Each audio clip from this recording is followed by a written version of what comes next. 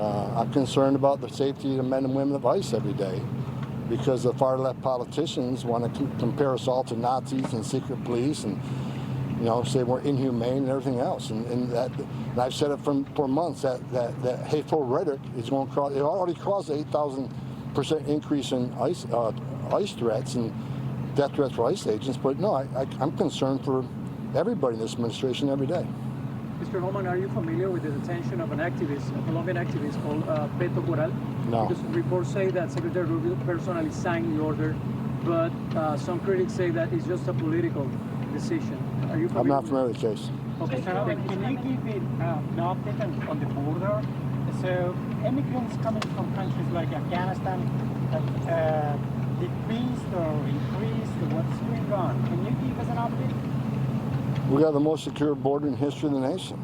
There's no free ride anymore. So if you come to the border, you're not going to be released in the United States. You either be immediately removed or put in detention and have your case heard. But there's no more catch and release. Catch and release sends a message to the whole world. Enter our country illegally. It's a crime, but don't worry about it.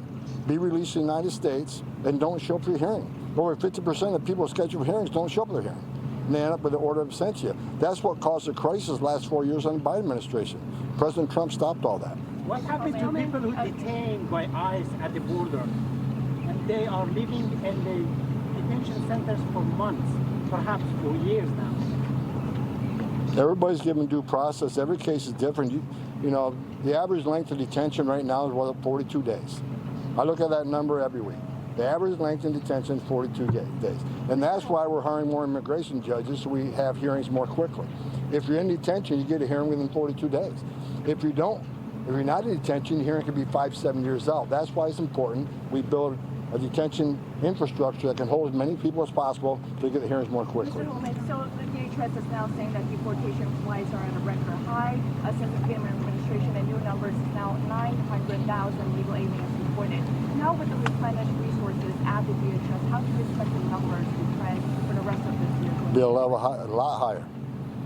With 10,000 new agents on, look, people need to understand, we got almost 700,000 illegal aliens with criminal records walking the streets of this country, mainly because the sanctuary cities released them.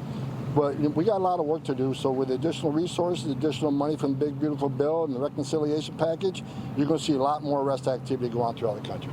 The Supreme Court is expected to rule shortly about birthright citizenship. If that ruling does not go the administration's way, what is the plan B? I won't get ahead of President Trump on that. I will just say this. Birthright citizenship is the main driver of illegal immigration. It's also a main driver of birth tourism from Russia and China.